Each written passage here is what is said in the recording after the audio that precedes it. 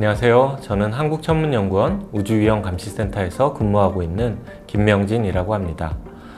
저는 사실 학생 때부터 대학원 시절부터 천문연구원에 근무를 했습니다. 그때는 이제 학생 연구원 신분으로 2005년, 2006년도부터 계속 학교와 또한 천문연구원을 이렇게 오며 가며 이렇게 근무를 했고요. 2014년도에 학위를 받고 박사후 연구원으로 근무를 하고 2016년도부터 우주위험감시센터에서 선임연구원으로 근무를 하고 있습니다.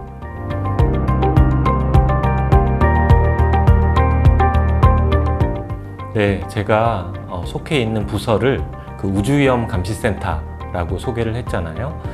이름이 사실 약간 거창합니다. 우주위험감시센터. 우주로부터의 위험을 감시하고 있는 부서인데요. 우주로부터의 위험은 우주 물체에 의한 것 때문에 발생합니다. 우주 물체라고 하는 것은 인공 우주 물체, 인공적으로 만들어진 인공위성 같은, 그리고 자연 우주 물체, 지구 주변에 있는 소행성이나 그런 작은 우주 물체 등을 말하는데요. 그 중에서 저는 자연적으로 만들어진 자연 우주 물체를 감시하고 분석하고 하는 연구를 진행을 하고 있습니다.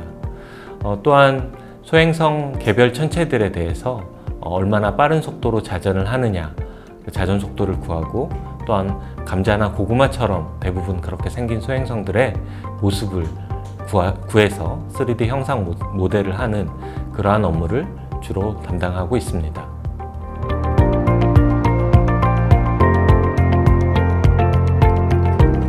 네, 저는 대학교 학부 때는 사실 공학을 전공했습니다. 그러다가 천문학 관련 그 동아리 활동을 하다가 서울에서 태어나서 서울에서 자라다 보니 밤하늘을 볼 기회가 많지 않았는데요. 동아리에서 처음으로 시골에 나가서 관측회를 해서 밤하늘을 보는데 쏟아지는 별들이 너무나 감동적으로 그렇게 보여서 그 뒤로부터 계속 천문학에 푹 빠져버렸습니다.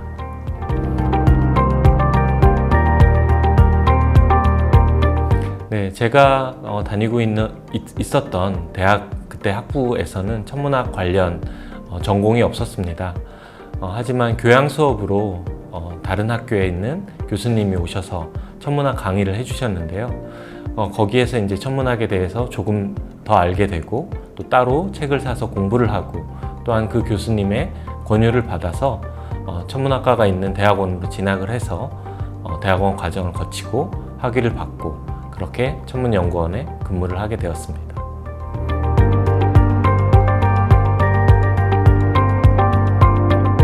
천문학은 자연과학 그런 여러 분야들 중에서 굉장히 특별한 분야입니다. 밤하늘을 이제 관측을 한다거나 그러한 우주에 대해서 시뮬레이션을 한다거나 하는 특별한 분야이기 때문에 사실 학부 졸업하는 그 수준으로는 천문학 분야에 대해서 계속적으로 연구를 진행하기가 쉽지 않습니다. 석사학위도 마찬가지인데요. 따라서 박사학위가 사실 반드시 필요합니다. 우리가 어떤 분야에 대해서 박사학위를 갖는다는 것은 그 분야에 대해서 독자적으로 연구를 수행할 수 있는 그러한 능력을 가진다고 이야기할 수 있는데요. 천문학이라는 그런 특별한 분야에 대해서 연구를 계속 지속하고 흥미를 가지고 하기 위해서는 박사학위가 반드시 필요합니다.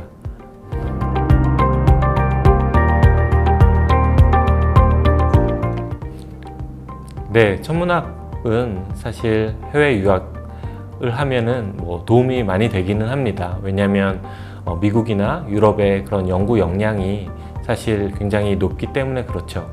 하지만 우리나라의 수준도 굉장히 높은 수준까지 현재 도달해 왔습니다.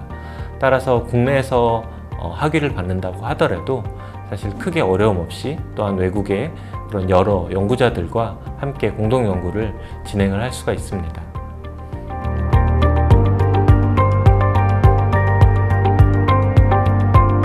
네, 천문학은 자연과학입니다.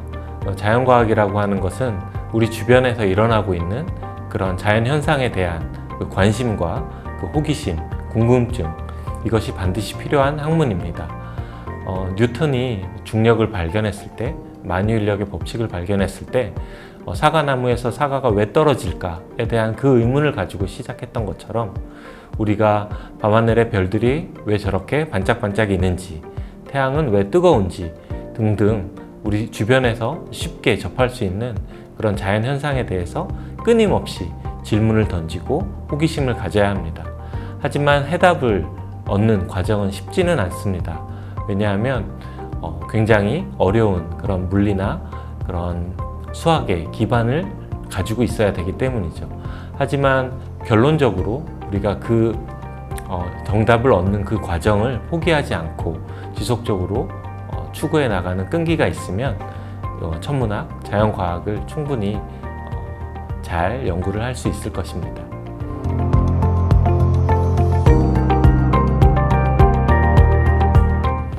네, 요즘 가장 많이 화두가 되고 있는 것이 뉴스페이스입니다. 과거에 미국이나 구소련 등 국가가 주도하는 그런 우주 개발 정책을 올드 스페이스라고 할 정도로 새롭게 민간 주도의 그리고 사용자, 수요자 중심의 그러한 정책으로 새롭게 변환되고 있는 것이 바로 뉴스페이스입니다. 천문학 분야에서는 뉴스페이스와 굉장히 밀접한 관계가 있는데요. 우리가 밤하늘의 별들을 보고 그리고 근처에 있는 지구 근처에 있는 소행성을 보고 또 그곳에서 광물을 캐온다거나 그들로부터 위협을 대비한다거나 하는 것들은 과거에 그렇게 국가가 주도하는 대형 정책으로 우주개발 정책으로는 쉽지가 않습니다. 따라서 요즘 화두가 되고 있는 뉴스페이스 시대에 천문학과 우주과학은 반드시 밀접한 그런 관계가 있다고 생각합니다.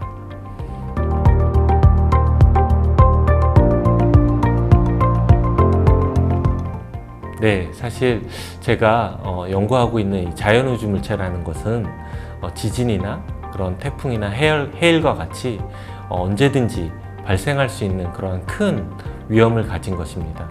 지난 2013년도 러시아 첼리아빈스크 지역에 크기 17m 정도 되는 소행성이 떨어져서 굉장히 많은 사람들이 다치고 건물이 부서졌던 그런 사례가 있습니다.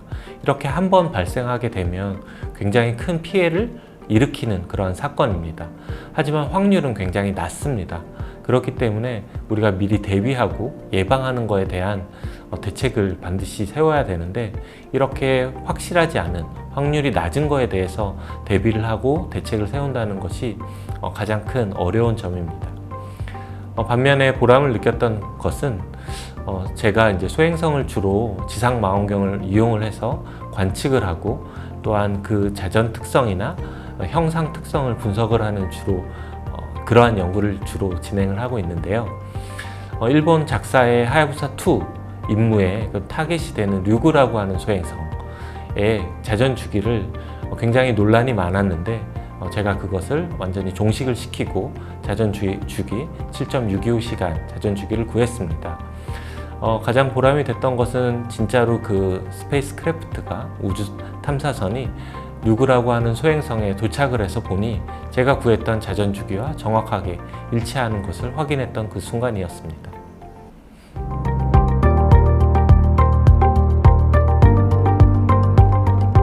네, 제가 한 중학교에 가서 강의를 하던 중에 이런 질문을 받았는데요.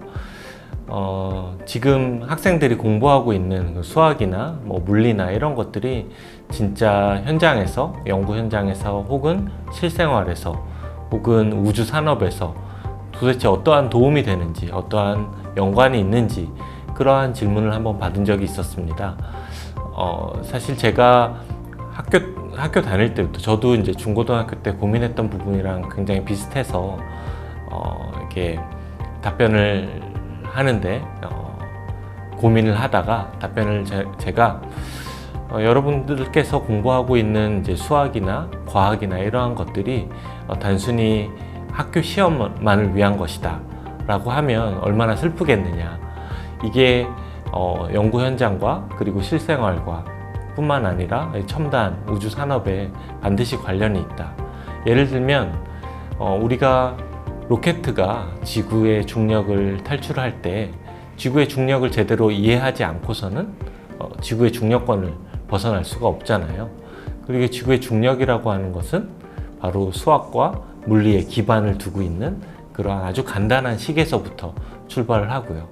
그래서 여러분들이 공부하고 있는 그런 수학이나 과학이 단순히 그냥 암기하고 또 문제 풀고를 위한 것이 아니라 진짜 실생활에 도움이 되고 뿐만 아니라 첨단 우주 산업에도, 달에 가는데도, 소행성에 가는데도 그러한 기본적인 지식, 기초 지식이 반드시 필요하다라는 답변을 해줬었습니다. 네, 이러한 찾아가는 진로 탐색 교실이라던가 아니면 온라인을 통해서 최근에 많은 그런 연구 현장들에서 연구자들이 직접 하는 이야기들을 들을 기회가 점점 많이 생기고 있는데요. 사실 굉장히 중요하고 학생들 입장에서는 행복한 그러한 기회입니다.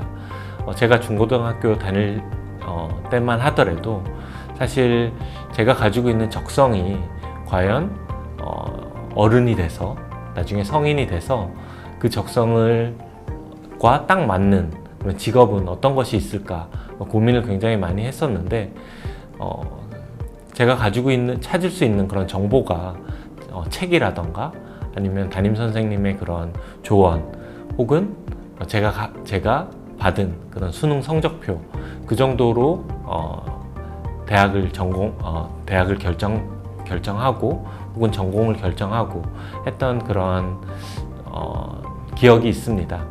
근데 학생들은 이러한 진로 탐색 교실이라던가 혹은 최근에 많이 그 연구 현장에서 일어나는 소식이나 그런 연구자들의 이야기들을 들으면서 실질적으로 자기가 좋아하는 것 그리고 그것이 과연 어떠한 직업과 연관이 있는지 잘 고민하고 찾을 수 있는 그런 기회가 되길 바랍니다.